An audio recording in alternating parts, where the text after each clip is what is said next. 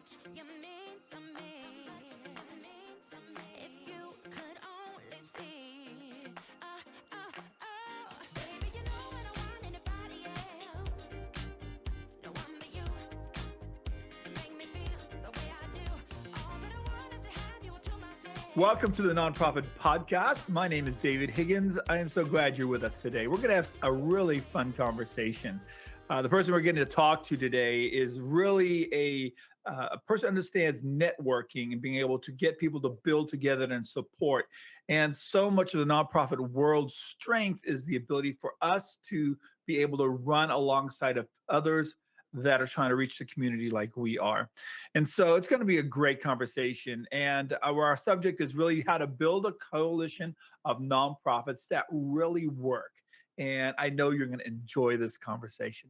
Well, this episode is brought to you by the book Demystifying Fundraising Funnels.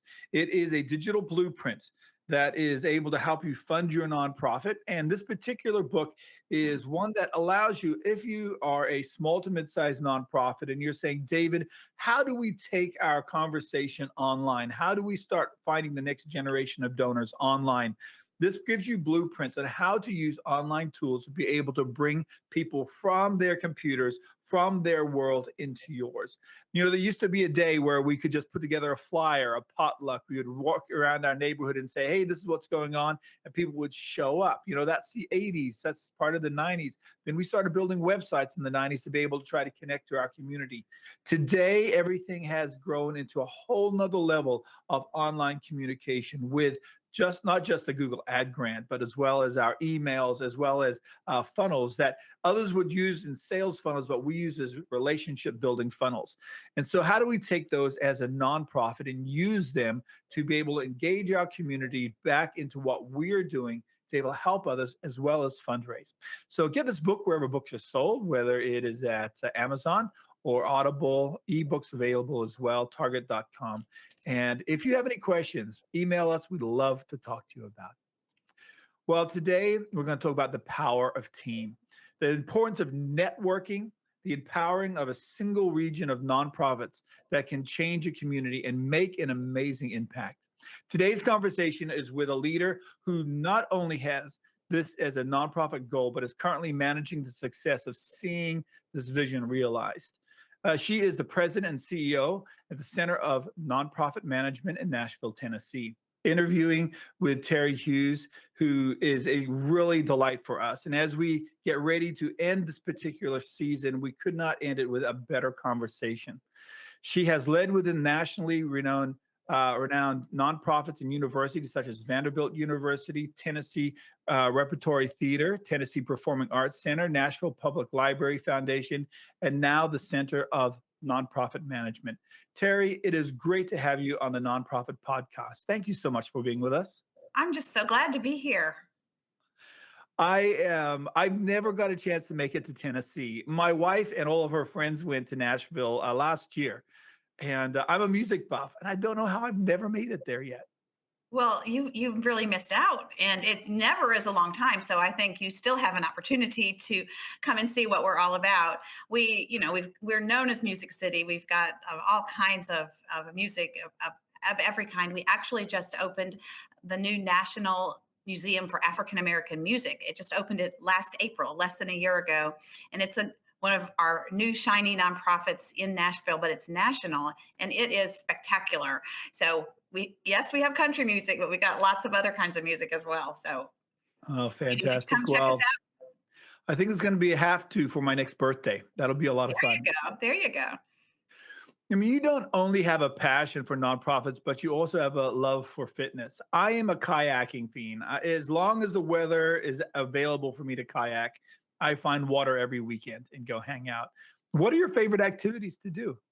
Well, that sounds like fun. I haven't tried kayaking very often, but that we're not that close to water. But yes, I am a big fitness nut, if you will. I love strength training and conditioning. I do that 4 days a week, and it keeps me sane. I say, it's sort of my antidote for depression. Everybody likes me better on the days that I exercise, and on the other days, I do a lot of walking and hiking. Um, I love to have walking meetings and kind of noodle over things with friends or colleagues, and I'm looking forward to some lovely spring weather to be able to do more of that.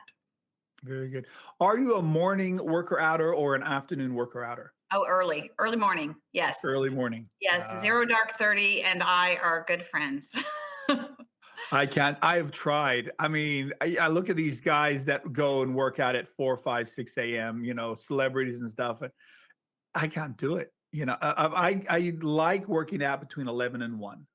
Is that lazy or is that just, Oh, I think you're working out. That's the important yeah, thing. yeah, I think, I think it might be easier for guys to get their workout in and put themselves back together than it is.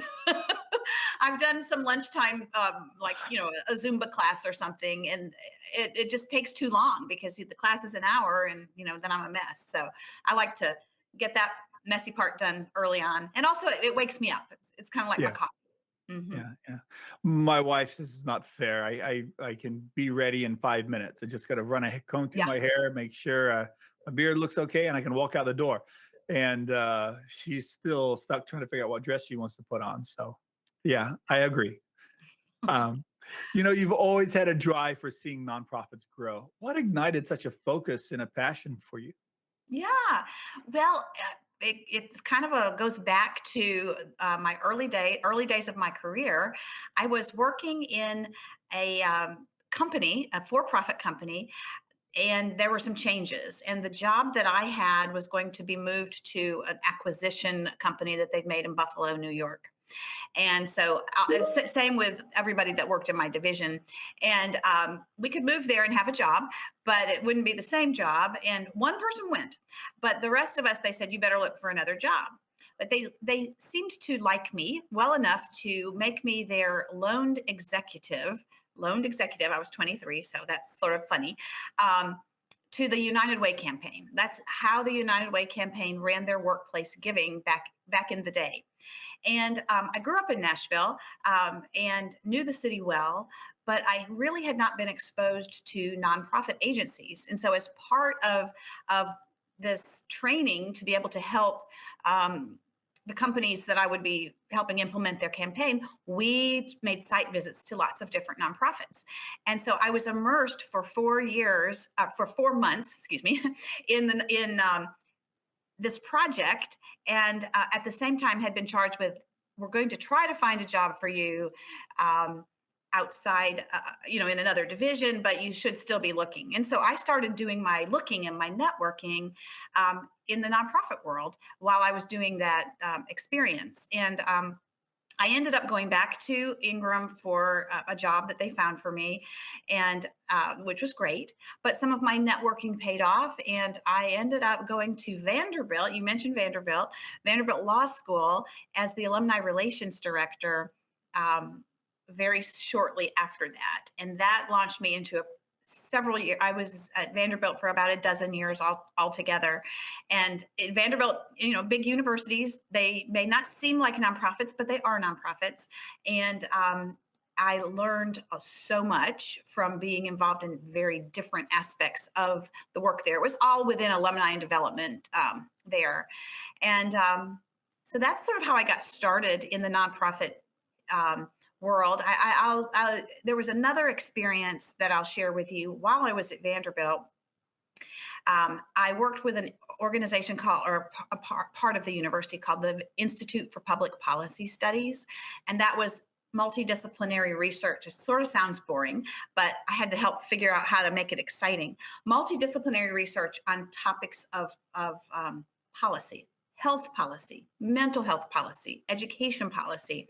And so we began bringing community members in to talk about these issues. And that's where I think that's the beginning of where I realized that it takes collaboration across sectors to be able to impact any sort of large population level problem.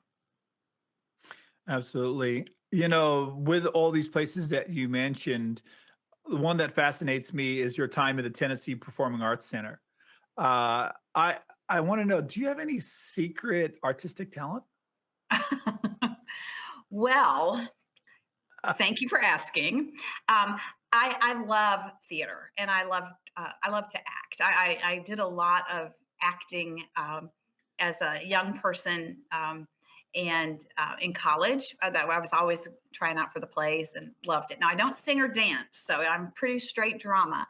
Um, and I've done a little bit of that through the years as an adult, in uh, church drama, and that sort of thing. But so I get it's kind of secret now. But one thing that is funny, and I'll say this because I mean I'm talking to a professional podcaster, is during the pandemic. I've done a lot of moderating of town hall. We started a town hall series when the nonprofit sector was like, "What do we do?" And they call us, "What do we do?" Center for Nonprofit Management. And so I've done a lot of moderating of panels. And I early career aspiration was, I thought I was going to be anchoring the Today Show, and I ended up being a nonprofit person. But I've really enjoyed. Doing things like, like what we're doing, but I enjoy being on the other side of the microphone too. So I don't know if it's a talent, but I enjoy it. I remember going all the way back to the early years of junior high and high school. I've always been play the piano. By the time I was 13, I was playing in my first orchestra, and 15, I got to travel to Asia and Europe for the first time with music. Music was always a big deal, but when I was home in my school, and I have several friends from high school. Actually, he's going to be watching this episode. They're part of our podcast fan base, so they'll probably be nodding away. I remember when we did a Charlie Brown Christmas, and I got to play Pigpen. And I didn't want Pigpen. I wanted Charlie Brown or Linus because they're in almost every scene, right? Pigpen was in one scene. So I came home. I said to my mom, I really would love to be in more than just this opening scene and closing credits. And she says, well, then overplay your part. So I was like, okay, what is Pigpen like? So I went and I filled my shoes with baby powder, and I just put 3 layers of clothes on, and I put baby powder. So every single time I took a step, this big cloud of powder came around. The director loved it so much. Her name was Mrs. Garcia. She put me in every scene in the background. And I'm like, yes, I made it to the big side. I got in every scene just because I got to be looking really dirty, which seemed to be a natural fit for a boy. But that's my great highlight to my acting career. It was playing Pigpen in a Charlie Brown Christmas. That's a great story. You asked about the Tennessee Performing Arts Center, and one of the things that I loved about my time there is the fundraising aspect of that group was for education, education programs, and arts and education, bringing school kids to see live performances that they'd never seen before. Many times it was the first time anyone had seen a live theatrical performance, and embedding teaching artists in classrooms, and really bringing the creative side of kids. Sometimes people, the first place they cut is arts, because it's extra, but really it's so well-rounded. It makes you so well-rounded and so creative in the way you approach any of the rest of the learning. So I loved being a part of that. That was exciting. Yeah. Well, for 12 years, you're the president of the Nashville Public Library Foundation. Does that make you officially a library lady? Oh, yes. Oh, yes. Your team raised over this is crazy, $35 million for the library system. What are the keys that are needed to create such momentum to be able to do that? If I could bottle that and do it again somewhere else, it was an amazing ride. I stepped into that role when the foundation was very, very young. And I cannot take credit for this, but before I came, some very influential people, including the mayor of the city, who then became the governor, thought, well, this library needs to have a foundation. And they basically went and asked this is the best capital campaign ever. They made 6 um, visits to 6 people and organizations and said, we need $1 million. And they had $6 million before you knew it. And that's how that foundation started. And it was when we were building a new downtown library. So it was like, you know, building something amazing in our library. When you come to Nashville, you've got to go to the library. My husband laughs at me when I tell people that are visiting, have you been to the library? But it is an absolutely beautiful, amazing place. Anyway, so I stepped in sort of after that initial 6 million had been raised. And then like, now what? Because like usually it goes the opposite where you do your grassroots stuff and then you build up to that. So anyway, we were kind of going top down.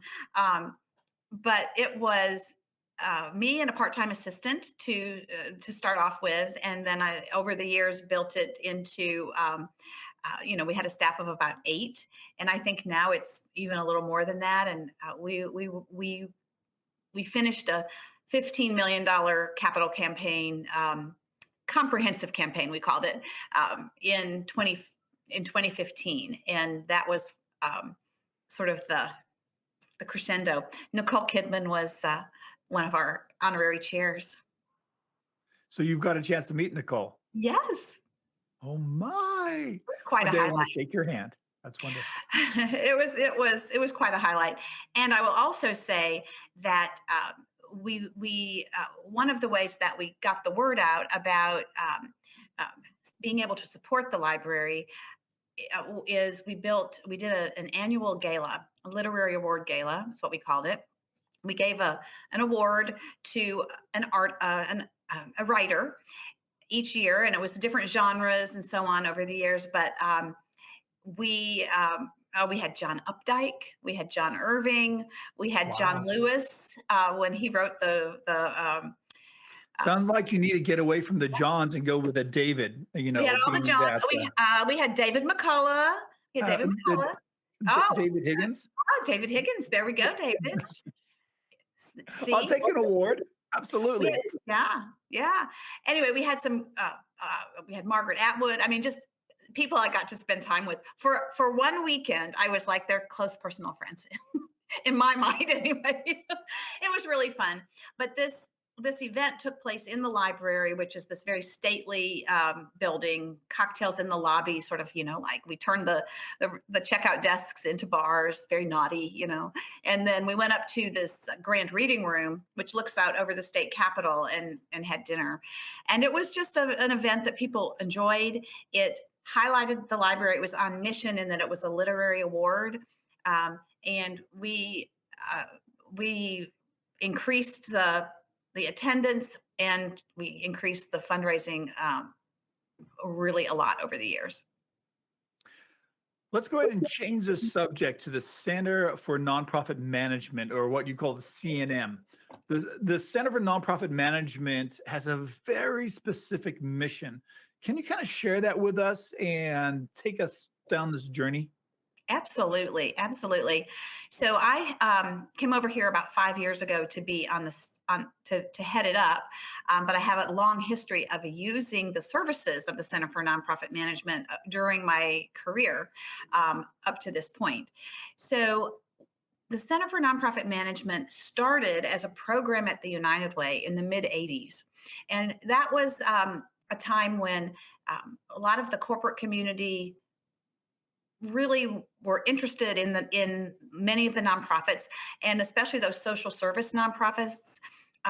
Often were headed by social workers, and people who were doing the work may not have had the business savvy, if you will, that these corporate leaders thought would be important. And so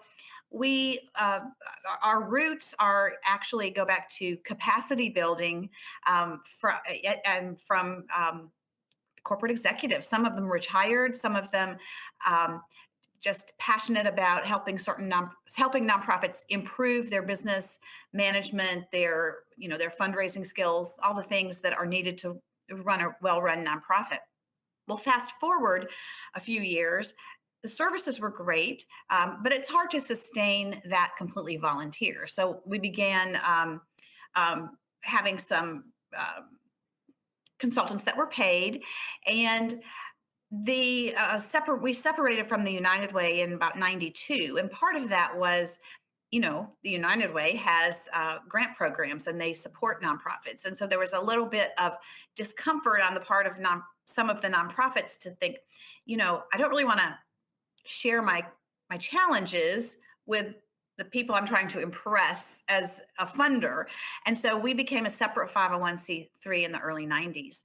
And these were back in the days before the internet pretty much it was probably invented, but it certainly wasn't in use. And nonprofit work was different, and it has since become a profession, and then of course the internet.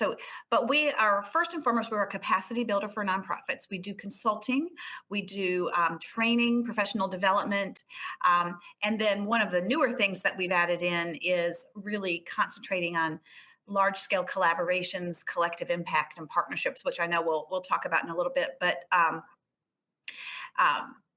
we're sort of a chamber of commerce for nonprofits, if you will.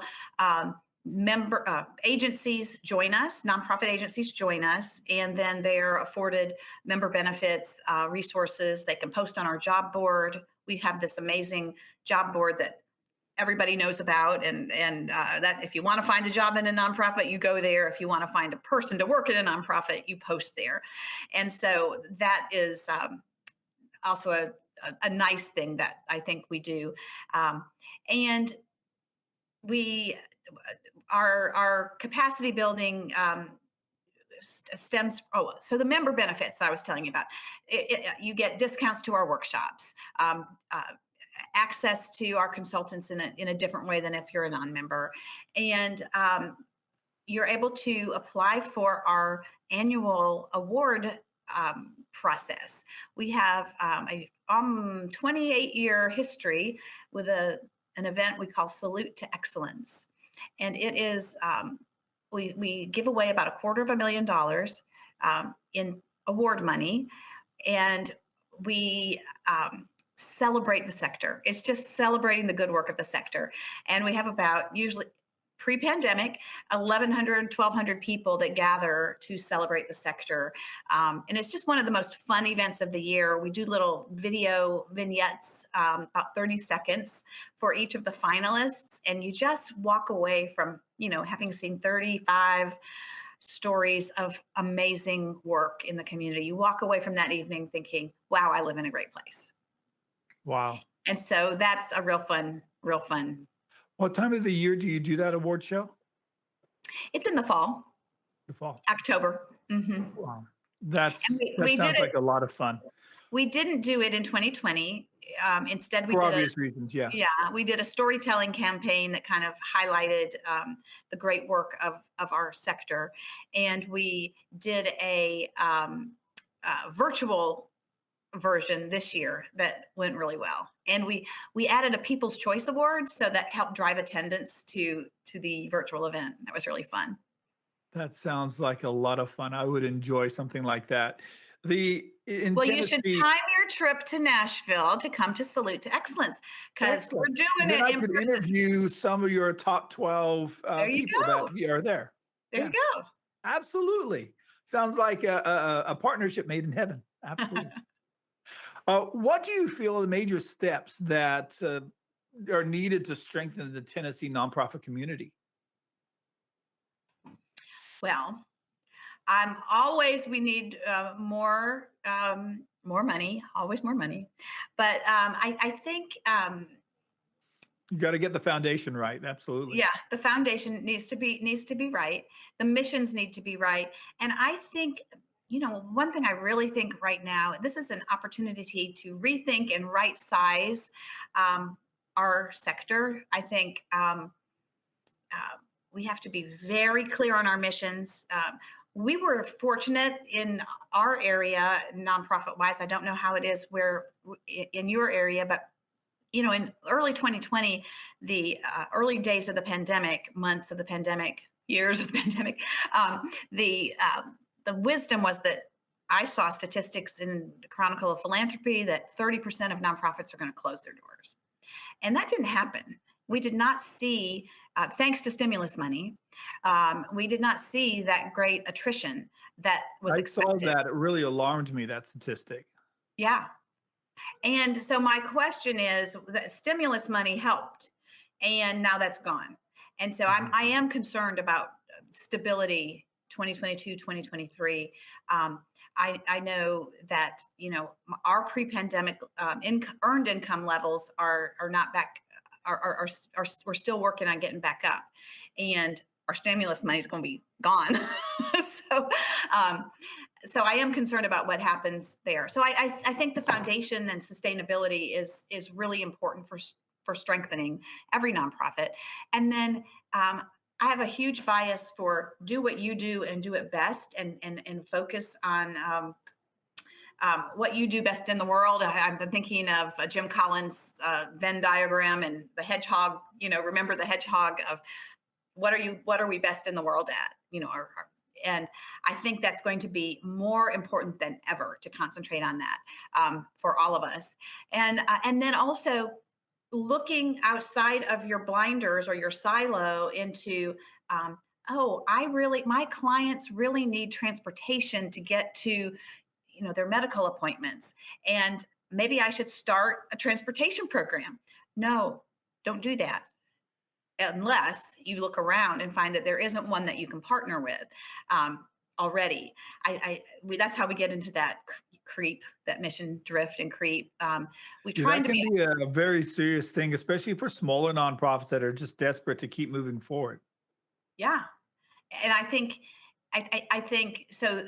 And those are partnerships. Those are not necessarily collaborations or collective impacts, but that's the place to start, I think. So that those would be the things that I would say. Make sure your foundation is strong. Um, Hone in on what you do the very, very best, and look around at who you can partner with to make sure that those that you serve are being served in the fullest way possible Mhm. without duplicating. Yeah, I was going to try to put together a t-shirt and a hat that says stick to your niche, Yep. but it was just an idea. It never went anywhere. So, Yeah. I know in our region, the nonprofits are very independent. Each of them feeling very much like what they're doing is very important. In fact, when you share with one nonprofit that there's a nonprofit very similar to them in a city 2 hours away, they can get a little defensive. Like, no, no, no, what we do, like we're the only one in the state that does this. When they realize that actually, when you step away from your community, there is a lot of strength in other areas of the state. And so it can be really like herding cats, trying to pull all these nonprofits together and network them. Even more so if you're dealing with religious 501(c)(3)s.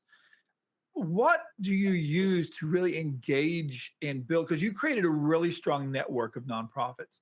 What do you feel are the keys to actually make that happen? Yeah. Well, I would say we are concentrating on this, and it's a work in progress. It is a work in progress. I think convening the conversations. We see ourselves as a convener. So an example, I had a member call just the other day that said, we cannot, we have all this stimulus money, not stimulus money, but a government contract. I guess it's anyway. They're a mental health social. They need social workers, and they need Mhm. to hire like 35 social workers or counselors. And they're like, I don't know there's nobody out there to. We can't find anybody. You just And need to pay them more. well, there is that paying them more, but they're even think they're paying pretty well. But Yeah. the question that they were raising is, can CNM pull together a group of other HR professionals at the larger organizations, because this organization is not the only one facing that problem. And so I ended up having a quick call with them yesterday, and we talked about, well, maybe we need to do a town hall on the Great Resignation, incentives, competitive salaries. What are people doing? Signing bonuses, whatever, all those things. And so that's going to create potential partnership, but also peer uh, commiseration and peer learning. Um, and that's different than the missions aligning, but it's how you network. It's it's tough out there. It's Mm. tough out there. And just even just knowing you're not alone and being able to talk through what's going on as a CEO of a nonprofit or as an HR director of a nonprofit, with other people who do what you do. So that's a need that I'm feeling, is something that we can help with, that networking piece. Some small affinity groups, maybe small groups that can have that trusted cone of silence, and you can share. I've been a part of those over the years, and various iterations of my time in the work world, and those relationships and those conversations can be very powerful. I have a friend. We did it when I was at Vanderbilt. There were about 6 or 7 development directors that would meet every other month. We did it over lunch, and one of my friends, instead of saying I'm meeting this group, she said, she put it on her calendar as therapy. So I do think that human connection is so important. And then I think you wanted me to get to how do we build community around certain issues and certain Yeah, but problems. how do you get them to come to the table and stay at the table for the long term to really build strong relationships? In 2017, we started. We got some grant funding from some local funders to start a 3-year. It was a 3-year commitment, and we started what we called the Collective Impact Accelerator. And in that endeavor, we had a learning community so that people involved in collaborative, collective work could come and learn together. It was not curriculum driven, but content driven, with some fascinating facilitators. And we did that each year. Well, we did that for 2 years, and then the third year was 2020, and we changed things around. But each time we did this, we changed it a little. The next year, we changed it a little bit. So that was one component. The other component was what we called the a catalyst, and that are there some collective impact groups that are kind of in their infancy that could use some extra resources and could get from well-meaning people around a table around a problem to actually catalyzing and making it go. Because a lot of these initiatives get started for all the right reasons, but they tend to fizzle, or they become just sort of like we're not really sure. We've been meeting this group's been meeting now for 5 years, and the homeless population hasn't changed, or whatever. So what the first thing that's needed in making these successful is building trust from all the entities that are sitting around the table. So let's say we are worried about the 3rd grade reading levels in the Metro Nashville public schools.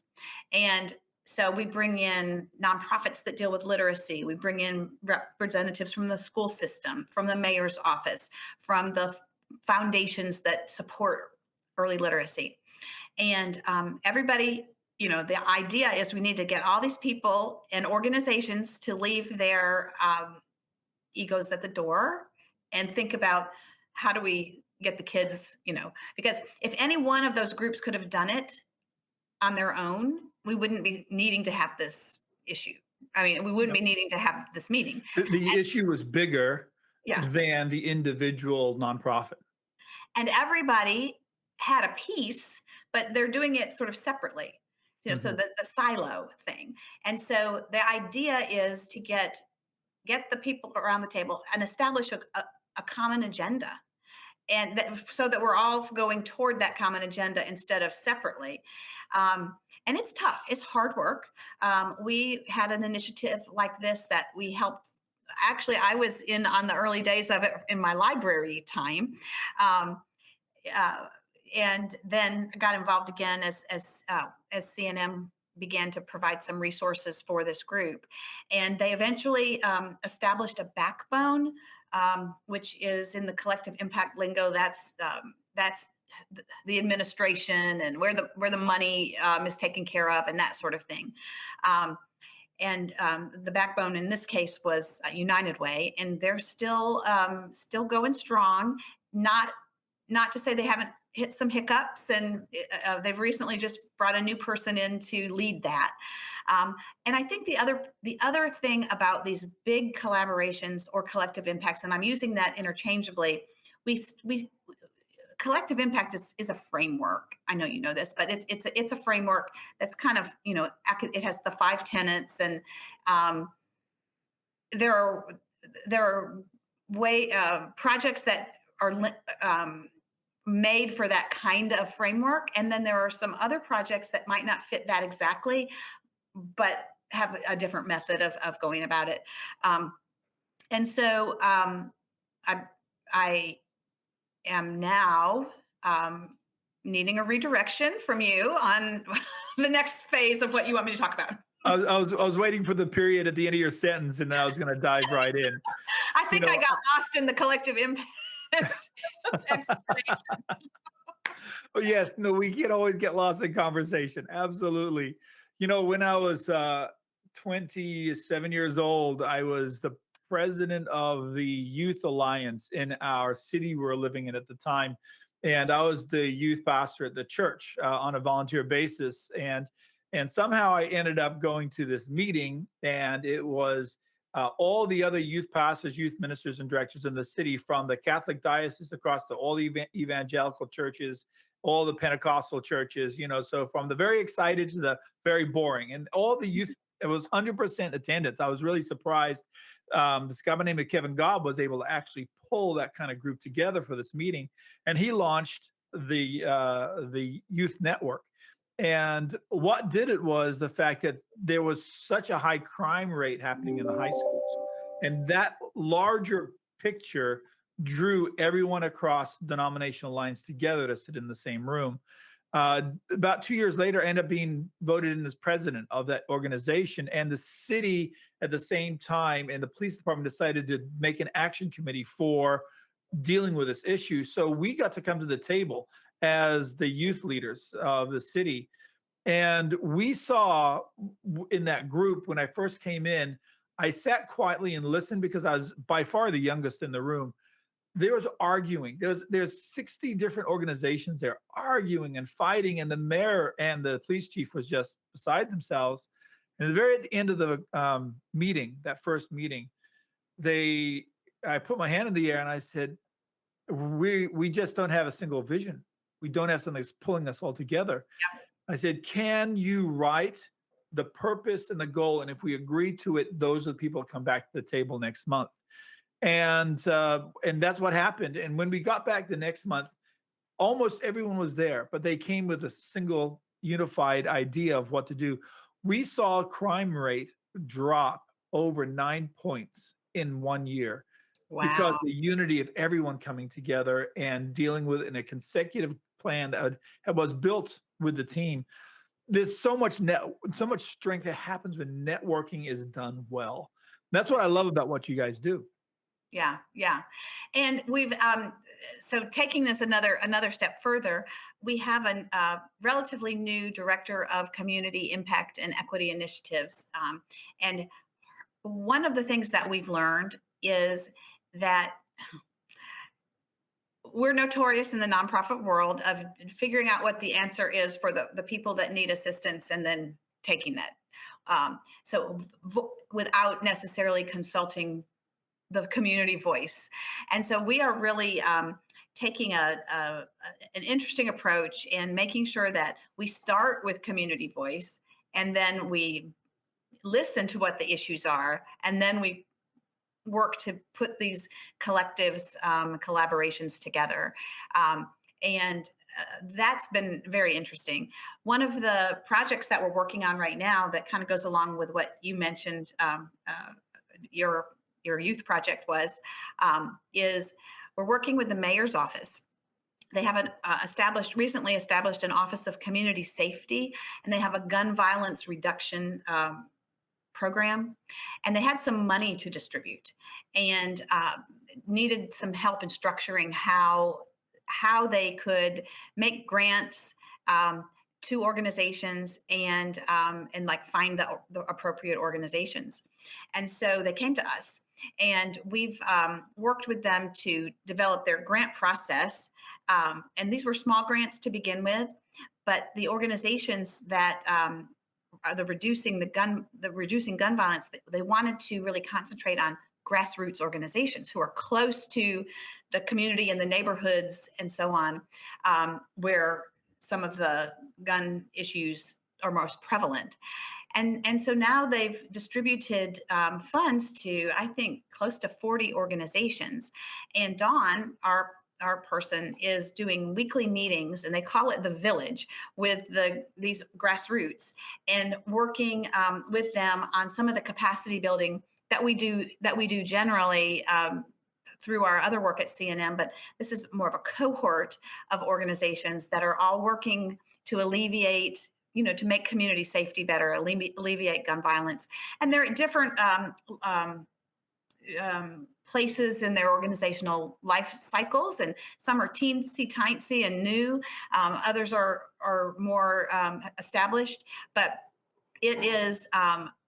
I can just tell how energized Dawn is from the work with these organizations, and these are also organizations that probably wouldn't have found their way to the work that we do if it wasn't through this route. So it's been a win-win for all the groups, I think, for everybody involved. Your ability to connect people and organizations and corporations together is really remarkable. And some of the major corporations I know actually that you've built into a collaboration with what you're doing is like PNC Financial, Amazon, Pinnacle Financial Partners. What fundamentals does a nonprofit need to build strong corporate partners? Can you boil that down into just some key points? Well, I think that even though it's a corporation, it all starts with relationships. I mean, that's what networking is about. And so I mean, and why networking is so important. I think relationships are critical.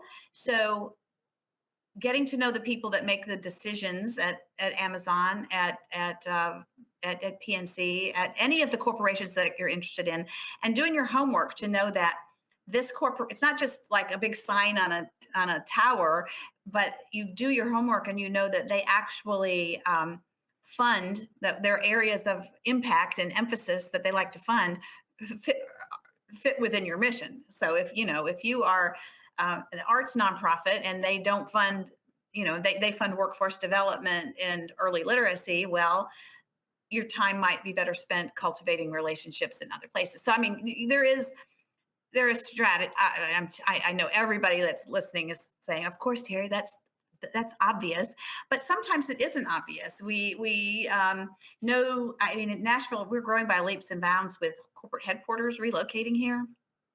So we just know a big company's coming and they must have lots of money, so we need to go knock on their doors. But so really matching what you do and your programming with what the priorities of the corporations Finding are. common threads. Yes, and we just had a Meet the Funders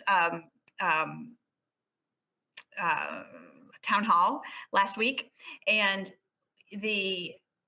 we had 4 corporate funders on there. We had some, and they were giving tips exactly this, and it was great to hear it from the mouths of the corporations. But one of the companies that was on there gave an example of we love to do volunteer work, and so we started some team members started volunteering for rebuilding together, which is a nonprofit that helps rehab homes in an area of Nashville, North Nashville, to try to let people stay in their homes, because we've got this whole gentrification thing going on and we're displacing people. And so they began volunteering, and doing the carpentry and helping with this some rehab stuff, and that went on for a couple of years. And so they, you're hammering right next to the guy that runs the place. So they began to develop relationship. And so when it came time for the grant cycle where this organization applied, it was natural. It was, the relationships were built and they knew what they were doing. So if you can ever if you have the kind of nonprofit where you need volunteers, invite people to come in and see what you do. Come and see what we do before you even ask for money. Come and see what we do. If maybe you get somebody involved at the board level, right? Because they're more likely. So it's developing those relationships and getting people familiar with the power of your mission and the impact you're making. The ability to network in the community is a dream for a lot of people. Let's say in my city, I'm wanting to network and I'm sitting at a table with you and you're saying, David, this is really the system you need to start to be able to build a teamwork of nonprofits.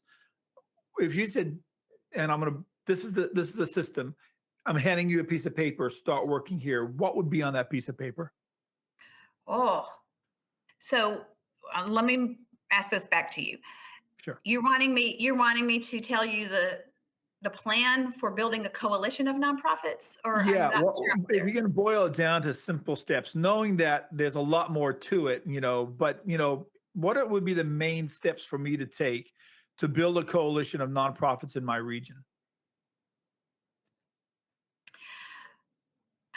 From scratch? Well, I would see in your region if there is any organization similar to the Center for Nonprofit Management, because there are places like us all over they all have different names. So a place to start would be where nonprofits are affiliated anyway, and begin having conversations, convenings, meetings. If you want to build a network of nonprofits around a certain issue, then you figure out who those leading people are. You get names from those people so let's say you want to do affordable housing. So 5 organizations that are associated with affordable housing. You go to them and then you ask who else needs to be at the table, because sometimes it's not just affordable housing that needs to be at the table. It's other organizations that support the issue of poverty reduction. Exactly. Right. Yeah. Right. So food security, for example, and transportation, for example. You need to. So, it's networking 101. It's just more at the organization level. We had an amazing call last week with a health organization that is has a new CEO, and they've been kind of they're a health organization that keeps statistics. They're very data driven. They don't provide health, but they're trying to coalesce, make our statistics better in Nashville, particularly around smoking, stroke prevention, those kinds of things. And this new CEO and I got to talking, and he said, I want to know the food security people. I want to know the housing people. I want to know the transportation people, because it's not just about health. I know all the health people. I mean, that's easy for me, he says, but can you introduce me to, and so we're going to pull together a group and kind of see where it goes. I'm just really jazzed about where it could go, but that sounds like fun. I love networking. I enjoy it. When I was running the San Diego Performing Arts Center, Billy Graham came to town, did a big crusade. He said he wasn't even going to show up to town unless he could get 70% of the churches to come together and invite him. That's the only way he comes to a region, because they come and they work with all the nonprofits across all the sectors, especially the poverty nonprofits. So he came in, and I, being part of that community, end up in a group with all these other nonprofits that they are saying, okay, this is how we're going to resource you. And actually, to the day I left San Diego and brought Michelle home here to Central Washington, we ended up networking with that same group of nonprofit leaders. It must have been 12, 13 years later, building together, doing events together, supporting each other's nonprofits. I ended up becoming really good friends with them. And I've always loved the community of leaders dreaming together. It's always been a Yes. fantastic Yes, group it's of so people to hang fabulous. out with. Yeah.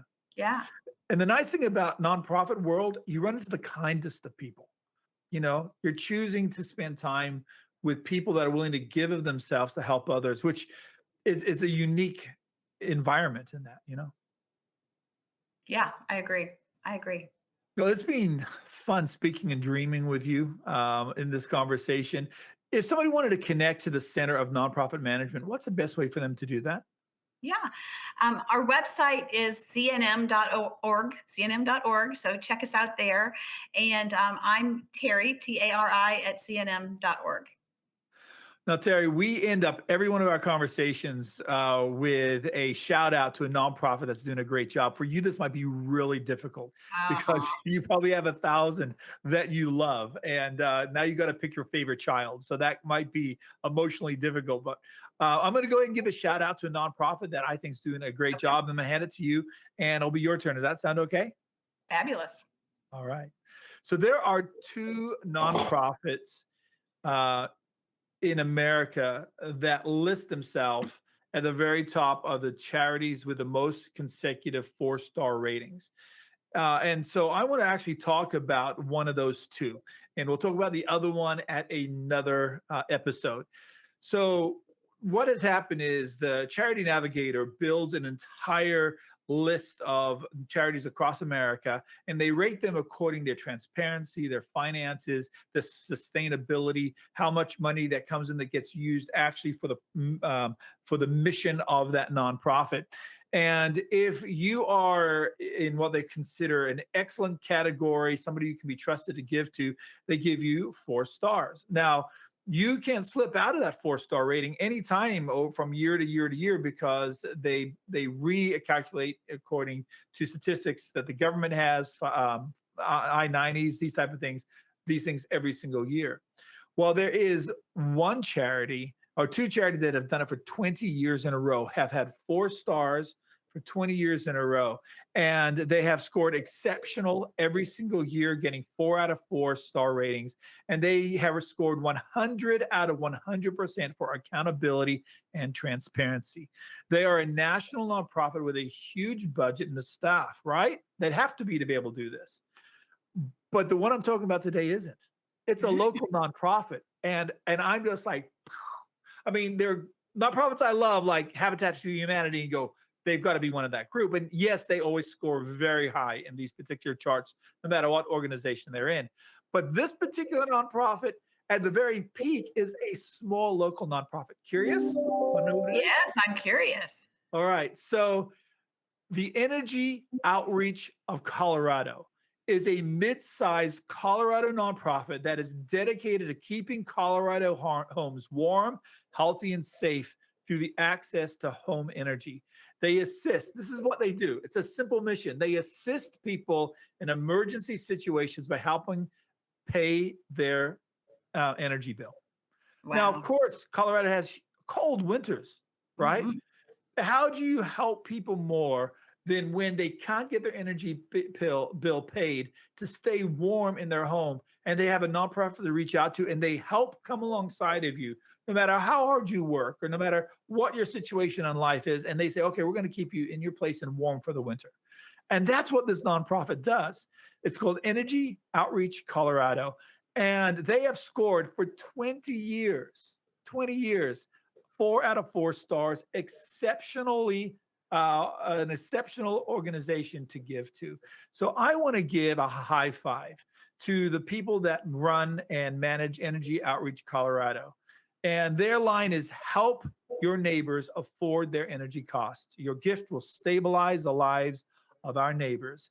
And look for them, check them out, and just get on their social media and tell them they're doing a great job, because every nonprofit needs a sense that they're not being isolated and alone. So give them a high five and reach out to them. I am so proud of them and what they're doing. And now it's Wow. your turn. Oh my goodness, that's a hard act to follow. That sounds like a wonderful, wonderful organization. Well, you're being put on the spot, and I got to research, so Yeah, yeah, don't yeah, worry about competing.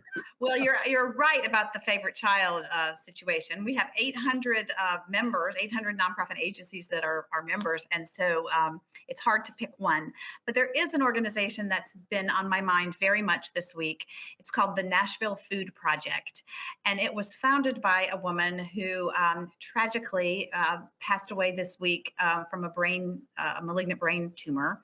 An absolute visionary and a passionate advocate for food security.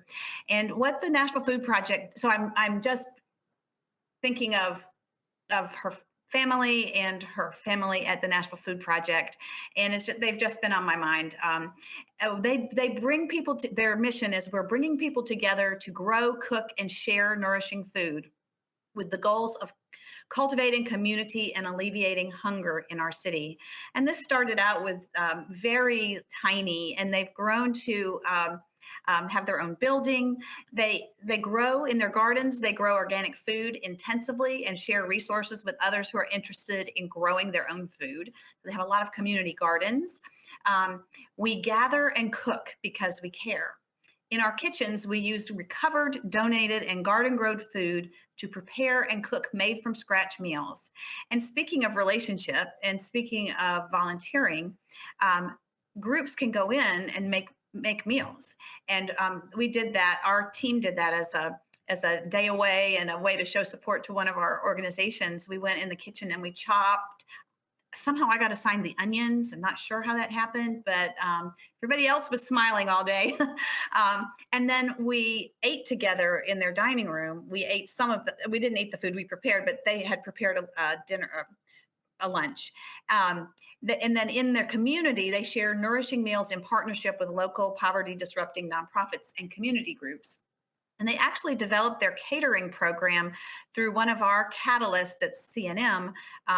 They developed a business plan for actually having a catering business, and they decided to only cater up to nonprofits. And so once they got that up and running, instead of Jason's Deli, we started serving Nashville Food Project meals at our workshops. So they do amazing work in making sure that food isn't wasted and also distributing it to those in need mostly through nonprofits. They serve tons and tons of meals every year, and just the most I don't know, they're just kind and forward thinking, and it's just a really beautiful story. Beautiful. Tari, thank you so much for being our guest today. It's really been a delight getting to dive into your mind a little bit and hear some of your processes of thinking when it comes to networking. Well, it's been a pleasure, and I hope that we get to talk again sometime soon. When you come to Nashville for our awards ceremony and the rest of the music stuff, I'll get to meet you in person. That sounds like a brilliant idea. Okay. And for all of you that are working so hard, supporting, working, dreaming, and building your nonprofits, helping your communities, thank you so much for the work that you do. You are the reason that our communities smile more, have more hope. You're the reason why there's mercy in our communities. They say that mercy is not something that you're born with, it's something you're taught. And you are the teachers of mercy in your community and help and support. So thank you so much. We are proud of you. We're grateful for you. And until we speak again in a few days, you have a wonderful week. Bye now.